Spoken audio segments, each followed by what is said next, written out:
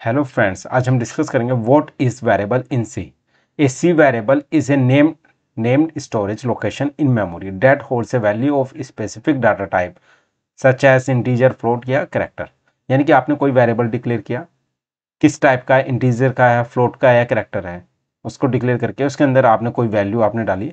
वो बेसिकली क्या होगा, उसकी एक मेमोरी एलोकेट हो जाएगी उस पर्टिकुलर वेरिएबल की। ऐसी आप जितने भी वेरिएबल बनाएंगे उन सभी वेरिएबल्स की एक स्पेसिफिक मेमोरी एलोकेट हो जाती है। तो वो क्या होता है, हमारा एक वेरिएबल है। डेफिनेशन के बेस पे variable is a name storage location in memory that holds value of the specific data type. You can use variable to store and manipulate data in your C program. हम variable को क्यों क्यों use करते हैं? Store के लिए और manipulate के लिए। Variable basically about the C variable declaration, एक तो डिक्लेयर हो गया यानी हमने कोई डिक्लेयर कर दिया कि वेरिएबल किस टाइप का है, और फिर इनिशियलाइज यानी उसके अंदर कुछ वैल्यू हम उसके अंदर डालेंगे। तो अब फर्स्ट करते हैं declaration. A variable in C must be declare before it use, यानी कि यूज करने से पहले हम क्या करेंगे, डिक्लेयर करेंगे। The declaration includes the variable name and it's data type. आपने यहाँ देखा होगा मैंने इंट और एज लिख दिया। इंट क्या है, डाटा टाइप है, और एज क्या है, वेरिएबल नेम है। अब initialization, a variable can be initialize with a value when it's declare, या its value can be set later in the programme.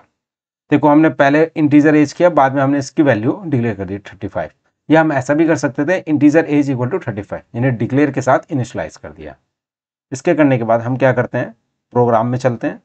यहां पर मैं एक फाइल बना लेता हूं, c-variable.c, ये बना लिया हमने। तो उसके बाद क्या करेंगे, इंक्लूड करेंगे। जैसे हम इंक्लूड करते हैं, इंक्लूड में क्या करेंगे, standard input output dot H, ठीक है।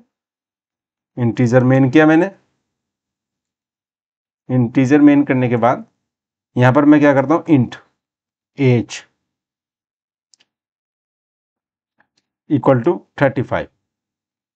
मैंने यानी कि इंट क्या है, डाटा टाइप है, एज वेरिएबल नेम है, और वैल्यू हमने इनिशियलाइज की 35। अब इसको हम प्रिंट कर देते हैं।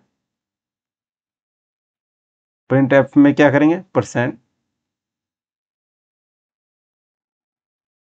एज इज परसेंट डी करने के बाद कोमा किया, और यहां पर हमने क्या पास कर दिया, एज। और उसके बाद लास्ट में, सबसे लास्ट में करना होता है रिटर्न 0, यानी कि एग्जिट द प्रोग्राम। इसको हमने सेव किया।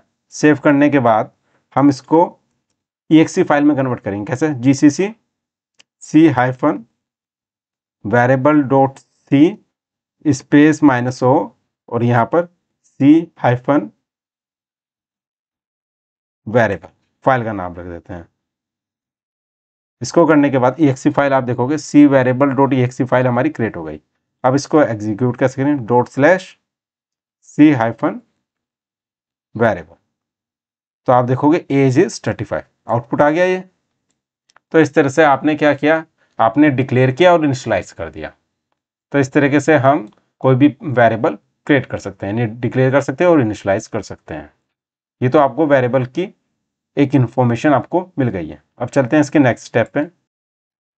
स्कोप ऑफ वेरिएबल्स, मतलब वेरिएबल के क्या स्कोप्स हैं। Variable scope refer to where it can be access, कहां पर वो एक्सेस हो सकता है। A variable can be local, यानी इनसाइड ए फंक्शन, या ग्लोबल, आउटसाइड द फंक्शन। यानी कि हम जब भी कोई वेरिएबल डिक्लेयर करते हैं वो बेसिकली टू टाइप से हम डिक्लेयर कर सकते हैं, या तो लोकल वेरिएबल या global variable. Local variable, these are variables declare inside a function या block, their scope is limit to that function या ब्लॉक। जहां पर हमने किसी वेरिएबल को डिक्लेयर किया किसी फंक्शन के अंदर या ब्लॉक के अंदर, तो उसी के अंदर एक्सेस होगा। एक ग्लोबल वेरिएबल होता है, these are variable declare outside of any function, they can be access by any function in the program. कहीं पे भी हम एक्सेस कर सकते हैं। हम क्या करते हैं, हम इसका एक एग्जांपल करते हैं। मैं इसी में ही बनाता हूं। ये हमारा इंटीजर मेन किया था। यहां पर मैं एक काम करता हूं, यहां पर मैं लिख लेता हूं इंटीजर, इसको लिख लिया ग्लोबल एज इक्वल टू 45। ये मैंने पास कर दिया, ग्लोबल एज कर दिया मैंने, ठीक है। या इसको हम कर सकते हैं, ये हमारा ग्लोबल वैर, थोड़ा सा मैं इसलिए कर रहा हूं ताकि आपको ये लोकल वैर तो हमने यहां पास कर दिया, ग्लोबल वैर हमारा ये 45 है। तो यहां पर मैं क्या करूंगा, यहां पर लिख दिया हमने लोकल वैर, यहां पर क्या आएगा,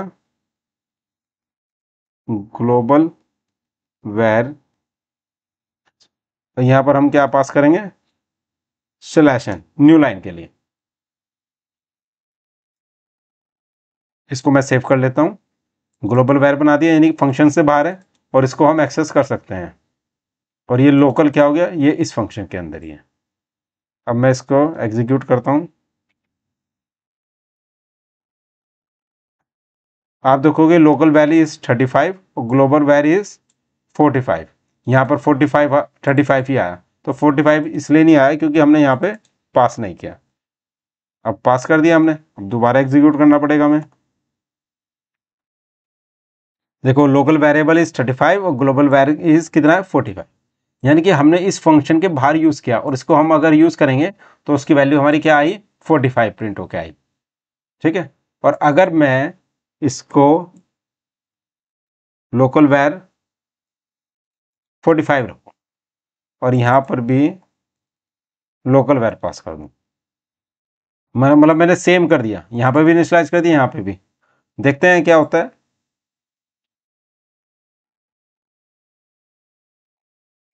देखो क्या आ गया, ये लोकल वैरियज 35 और ग्लोबल वैरियज 35। यानी क्या किया, ये वाला जो वेरिएबल हमने पास किया है, ठीक है, इस वेरिएबल में क्या किया इसने, यहां पर जो डिक्लेयर किया है फंक्शन के अंदर, इस वैल्यू को 45 को बाद में असाइन कर दिया हमने 35, तो क्या हो गया, वैल्यू 35 हो गई, ठीक है। तो इस तरीके से हम लोकल और ग्लोबल वेरिएबल यूज करते हैं।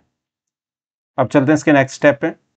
एक लास्ट होता है वेरिएबल नेमिंग रूल्स, यानी कि जब आप कोई भी वेरिएबल डिक्लेयर करें उसके एक रूल्स होते हैं। A variable name in C must be start with letter, यानी कि जैसे आपने एज लिखा ए लेटर, और an underscore and can be follow by the letters, digits और underscores. It is case sensitive, so age and age would be different variables. एक तो किससे शुरू होगा, या तो लेटर से या अंडरस्कोर से शुरू होगा, ऐसे नहीं कि आप कोई न्यूमेरिक वैल्यू से स्टार्ट करें इसको। तो चलते हैं कोड पे। यानी कि आपने कोई वेरिएबल डिक्लेयर किया, अब यहाँ पर क्या है, अगर मैं यहाँ पर लिखता हूँ एज और यहाँ पर मैं लिखता हूँ एज, यहाँ पर मैंने पास किया एज और यहाँ पर मैंने लिखा एज, और इसको भी मैं लिख देता हूँ यहाँ पर एज और यहाँ पर मैं लिख देता हूँ एज, ठीक है। Integer age 45, integer age 45। अब देखो ये एज क्या है, ए स्मॉल है और ये कैपिटल है, ठीक है। इसको सेव किया, एग्जीक्यूट करते हैं। एज इज 45 है और कैपिटल एज इज 35, यानी कि स्मॉल एज और कैपिटल एज, मतलब कैपिटल ए जी, एज जिसमें कैपिटल लेटर है, बेसिकली ये क्या है, डिफरेंट है। यानी कि मेमोरी में जब एलोकेट होगा, इस एज की अलग मेमोरी एलोकेट होगी और इस एज की डिफरेंट मेमोरी एलोकेट होगी। तो यानी कि आप इनको केस सेंसिटिव होते हैं, यानी कि कोई भी वेरिएबल डिक्लेरेशन इन सी में क्या होता है, केस सेंसिटिव होता है।